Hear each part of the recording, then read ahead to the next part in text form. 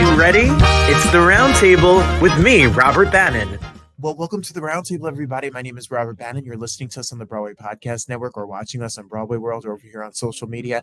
You know, it is time for the Oscar qualifying films to start to be announced and released as we lead up to the nomination day. And I love shorts and I love films about the queer community. I love hearing our stories be told. It's so very important.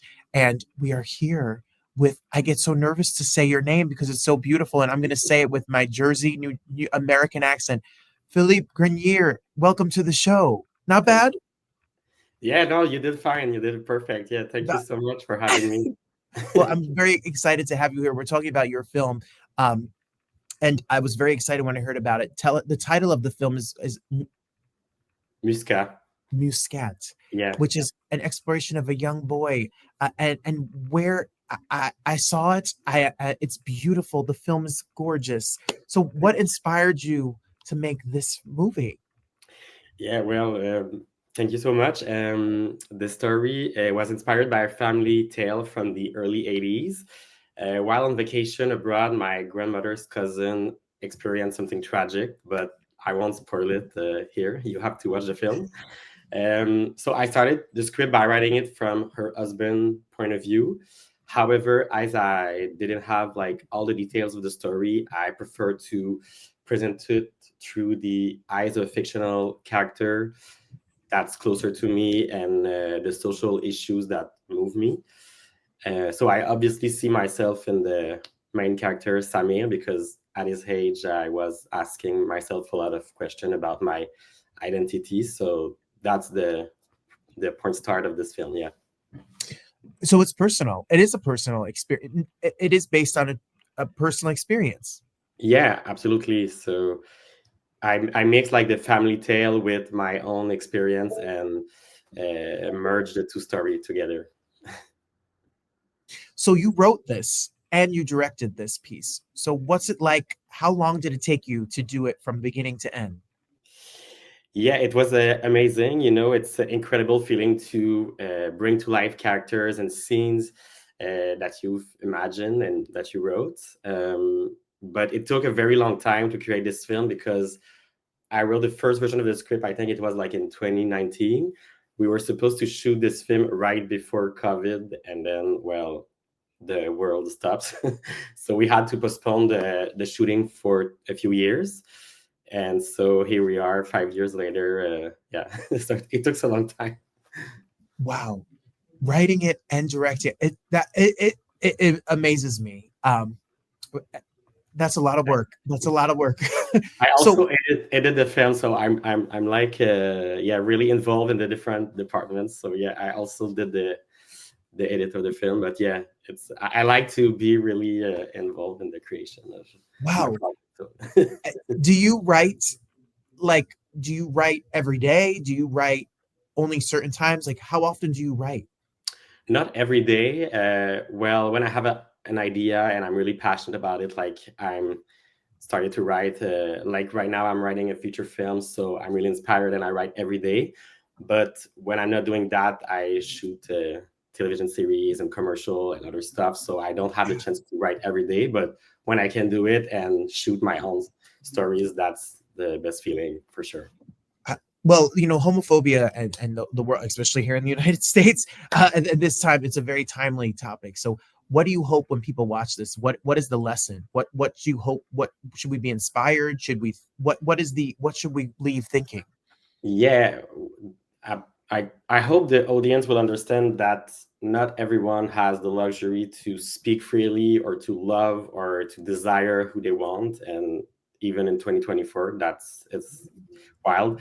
And unfortunately, there's still a lot of discrimination against the LGBT plus community around the world. And that's a really sad truth. So, but I think, yeah, this film is just to keep the conversation open and to have like these issues out there and to have people talk about it. I think that's the most important part. Yeah. So tell us about shooting it. How many people were on your crew? What's your cast? Tell us about it. Where did you shoot it? Yeah, so we shoot the film in Morocco. So first we worked with a great casting director here in Montreal to find the two young boys and the couple the tourist couple. So the two young boys, Elias and Mahmoud, didn't have any in-front camera experience before this film. My God. But I was really impressed by their intuition and their great fraternal chemistry when we were doing the auditions. And then in Morocco, we worked with another great casting director, Hamza, who did a phenomenal job finding actors across Morocco everywhere to participate in the film. And also, fun fact, Hamza, we had a hard time finding an actor for one particular role, and the casting director, Hamza, jumped in and played a role. Like a week before the shoot, we were like, okay, you need to do it because it's not going to happen. We won't find the right actor. So we participate in the film. And so the crew is a mixed, it's a balance of Montreal and Morocco collaborator. So yeah, it was really, the art director and the cinematographer are two close friends of mine. So the three of us were like really, we had experience shooting before this film, so it was easier on the process. But we met many nice people in Morocco that we're still in contact. I want to go to Morocco. It's gorgeous. It looks so beautiful. Well, when you talk about Samir and Louis, the main characters of the film, how do you, as a director, work with actors? So, like, what do you do to get the performance out of them? Are you very specific? Do you let them play? Do you take a lot of What do you do? How do you work with actors? Well, it depends on each project, but on this case, we didn't have like a lot of times to shoot this film, and they were like pretty heavy sequence. We had a lot of stuff to shoot in a small amount of time. So we held rehearsal in Montreal with the main actors, followed by further rehearsal in Morocco before shooting, so the actors could see the environment and practice with the extras and everybody. So these rehearsals were really helpful, and they allowed us to place the action and the intention of each scene to really maximize the time we had in Morocco. So, but I like to give them space and make proposition, and then I'm gonna do some suggestion, of course. But the rehearsal were really helpful in that way. Amazing. You sound like a director that actors I'd want to work with you. I'm available. Hire me. So no. So what was it like? What was it like the first time you had an audience see your film? What's it like for you as the director and the writer to see them watch it? Is it scary? Is it exciting? Yeah, I think it's a mix of both. I think it's, but it's the main goal when you're doing a film. You want people to see your hard work. So, and I'm really pleased with the way the film has been received, with all the great screening opportunities, and that still comes up to us. So, of course, when people see it on big screen, it's a really exciting feeling for us, because you want people to experience these images and on a big screen. So, and I do believe that cinema is a powerful tool for changing perception. So I really hope, like in doing a film like Muscat, it will promote tolerance, inclusion. So, yes. But I'm really happy that people can see it now. Yeah. Well, you've been in film festivals, you've been having screenings, you've been getting awards and all of those things, but people don't understand it's a lot of work. Film festivals, that circuit, you have to submit it. You have to be approved.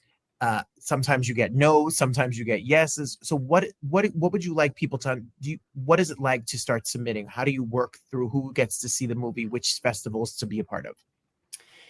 Yeah, it's a lot of work, and we have the chance to have the H2 who's like a distributor of our film. So they did like all the work by sending it to festival, and they really help us in that way. So they paved the way, like with festival, that they think that it will be a good fit with the film. So I'm not really like doing the work behind the screen to send it to festival, but it's a lot of work actually after that to just like promote the film and be there to answer Q&A and all of that. But it's like the fun part, it's not Sure. Yeah. Well, now you're a qualified film for the Academy Awards next year, and there are thousands of films a year, especially shorts and independent movies that get put out, etc. And you get qualified. And people, if you don't understand, your movie has to be screened. You could win certain qualifying film festivals, or you could submit to be qualified from the Academy. It's a rare thing. Not many, a short list of films get to qualify. So what was it like when you found out that this film was qualified for the Academy Awards? Well, it was a pretty amazing feeling. It was quite surreal, actually, because I couldn't attend that particular festival where we win this award. So I received like an email just saying like, congratulations, you won the festival. I hoped I could be there because I hear that Provincetown Film Festival, where the film wins, it's a beautiful festival. But yeah, I was like shooting. I was on shoot that day, so I just it was like between two takes. I just received the email, and it was like a really special moment. And yeah, I'm excited. I can't wait to see the nominations this year. I get excited to see these films. I hope people come to see these films. So how can we support this movie? Can we see it? When can we see it? How do we help you get the word out? yeah. So the film is going to be available real soon on Omelto platform. So people could see it really easily that way, and it's free. And to support the film, the best thing you can do is like follow our Instagram page, Muscat that short film, or the Facebook page, Muscat short film, or you can follow me, and I'm gonna repost like all the thing from the picture. I'm gonna keep the updates alive, and I'm gonna post everything. So Philippe Grenier on Instagram, that's me. So you can follow these pages, and that's gonna be super helpful. Or get a review on Letterboxd or something like that. Ooh, yes. We're gonna put the information below us. If you're listening to us or if you're watching us, look below us in the comments. You'll see the way that you can follow. You can follow, and you can follow the film as well. Letterboxd. I learned about Letterboxd a couple years ago. My friend in acting school, every movie he's reviewing on Letterboxd, and it helps so many shorts and independent films for people to get the word out. Do you do that? Do you leave reviews? Yeah, sometimes I leave a review. I put a log on the film I watch, but yeah, I try to do it more often because I know it's important. So yeah. He does too. He keeps a list of every movie he watches. He keeps a list of that. Well, your movie is a film that I watched. I hope that people in our community and all the allies out there as well, and people who are not a part of the queer community, but are just out here to support rights of individuals and able to tell their story, support this movie. It's so important, Philip, that we are telling these stories now more than ever. Absolutely. Yeah, cannot agree more. Yeah. Well, I'm excited for you. I'm excited to see more of your work. We'll be following you on social media, and I'm ready to see what else you got up your. I'm sure you got other projects ready to go. Yeah, I'm working on a feature film now, so that's my next project. Yeah, always have a project in mind. That's it. Did you write it? Yeah, I write it. We're waiting the funds to go in production, but it's ready to go. So he doesn't sleep. He needs to go take a nap. He needs a nap, everybody. I don't sleep that much those times. So, yeah. Well, congratulations. We look forward to nomination day. We look forward to your other work, and we know that the best is yet to come. You've only just begun. So let's go. Thank you so much. Thanks. That's really kind. And thank you so much for having me. Thank you so much for being here.